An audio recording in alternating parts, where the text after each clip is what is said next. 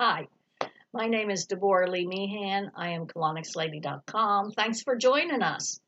This is my very dear friend, Jessie, and she's going to ask me some questions. And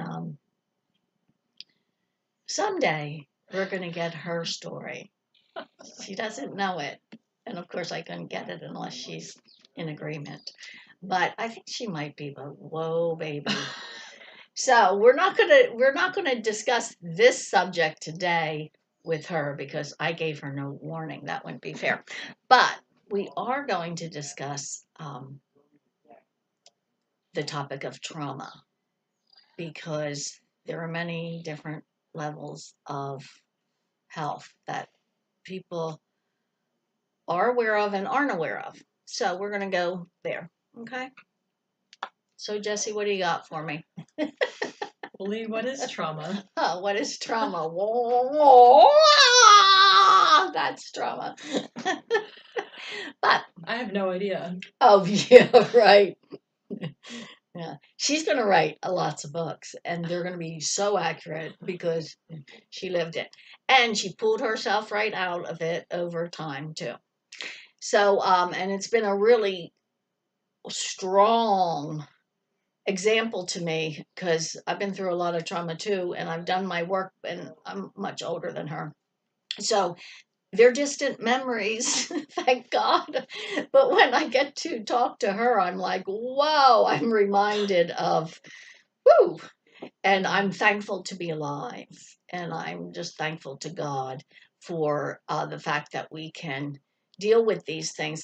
The the subject about trauma that bothers me the most is that now I'm not victim oriented person because um, because we do the work of Melchizedek and we're using Colonics according to the Dead Sea Scrolls, what we do is in alignment with God's heart and what he wants us to do. So we do see results that's uh, that are amazing. They're miraculous according to doing our work and taking our responsibility. So I'm not a victim, and I'm real thankful that there are people that work in healthcare that really do facilitate different levels that I don't work at, and God bless you. But that's not what I do. I'm a positive. If you've ever taken that test on those books, my life depends on flipping any negative to a positive. So I have to do that. I'm really thankful I get to do that in this modality. But what I've learned is that we live in a level of disbelief because when we are traumatized when we're young and because we have family dynamics to deal with, and if anybody acts like they don't, they're just not open to that yet. But we do have, I do believe that we choose what we're going to deal with in this lifetime, and it is um, we come in to wake up. And so everybody starts, we're dead in sin and all that. And you have to seek and ask God every step of the way.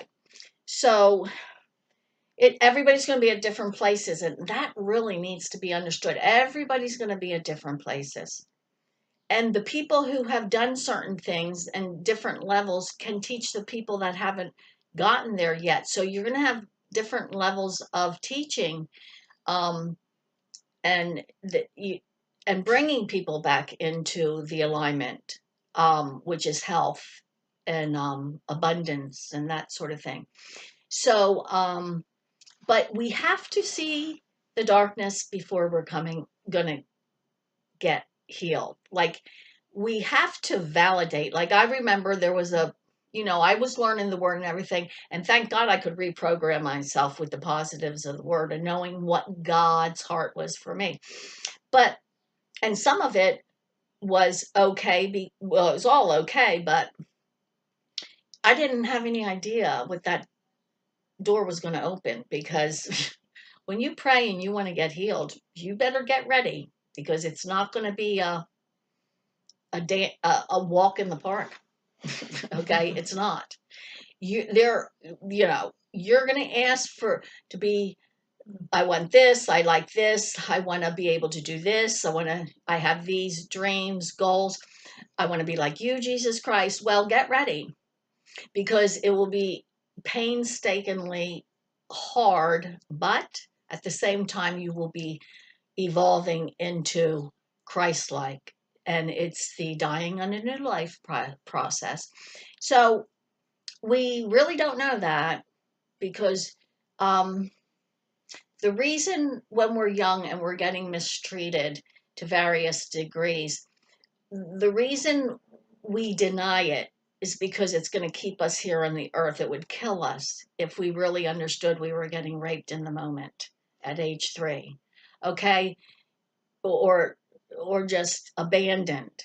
It would kill us. So that is a built-in protective mechanism. So we stay here, and so as we grow up, we wonder why we're like somebody else doesn't act that way, and then we start seeing that we have some weird stuff with ourselves. And why do I think like that? you know Johnny's parents just love him, and why don't I don't even want to go home, and things like that. And then it's going to, because you're praying, because we're here to wake up, then eventually it comes around to where you're going to get your answer, and you're going to have to look and be told, and you have to understand that you have to know what you're dealing with in order to get healed. Like, you just can't say, just heal whatever I need to be healed. God, he doesn't let us off the hook like that. We have to want to look at it, and we need to see it. So we have to validate it. Because if you ever heard anybody say, well, I just forgive people, I'm a nice person. Well, I don't know that I believe that. Because if you got to validate that somebody stabbed you in the back pretty darn good, and then you have to process da da da da forgiveness, and you have to do that work. And that takes time, and that's just a simple um, example. But so this is what happens. So if we don't, then we come out of our deception, from the deception that keeps us alive as little children. Then we come out into where we have to really deal with it. You specifically have to deal with it. And if you don't, you're not dealing with it. And because you have to say, I forgave so and so for this and this, and I thank God every day, and I know that I can't go back and have that what I missed, but God can give it to me and has given it to me through his son and the Melchizedek order. He even teaches us how to bring it in to this plane, okay? Because that's the work we have to do. It's the faith work has to be a part of that too. So so that deception has to change into reality, and at some point, however that happens, God will do it when he feels best, when he knows we're ready, if we keep asking, whatever. And that's the timeline. The timeline, we never really get to pick it. The faster we change our minds and renew our mind to the word, and forgive and work through things, is on us. But you might have to sit on something for a couple years before you let it go. And there's no judgment, by the way. No judgment. And practitioners, and especially people, I don't even know, we get degrees. I don't have any, thank God. But you get degrees, and you think because you have a degree you understand things, except you don't understand trauma with people, and you don't understand waiting, what it's like to specifically wait upon somebody and work with them. And it's prophetic intercessory work. Sit with them, walk with them. And I don't mean all day long. I mean that you're praying with them. That's that's the kind of work it takes to, but you have had to go through it yourself in order to be able to do that. And that's when God will work with the gift ministries to do that. I know God does the healing, but let me tell you something. We are here to work with God and serve his people. So that's a part of it too.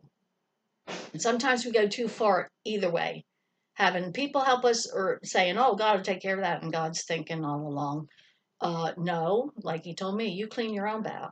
You clean your bow, but you do it. I'm not doing it. And so we have to remember these things are true. So when you're dealing with somebody with a lot of trauma, and if you haven't really recognized your own and dealt with your own stuff, you're going to be, um, you're not going to be able to really help people only to a certain level. Okay, which is fine. Be thankful for that. But you better be real careful because you can hurt people very much with not knowing the word, not understanding traumas and what it takes to get healed. And there are a lot of tools we can use, and we need to use them. God gave us tools to speak in tongues, pray until we're face to face with Jesus Christ. Clean your bow, take care, stewardship of your temple, stewardship of your life. See, all those things are tools, and one's not better than the other or more necessary or less necessary. We got a full buffet table.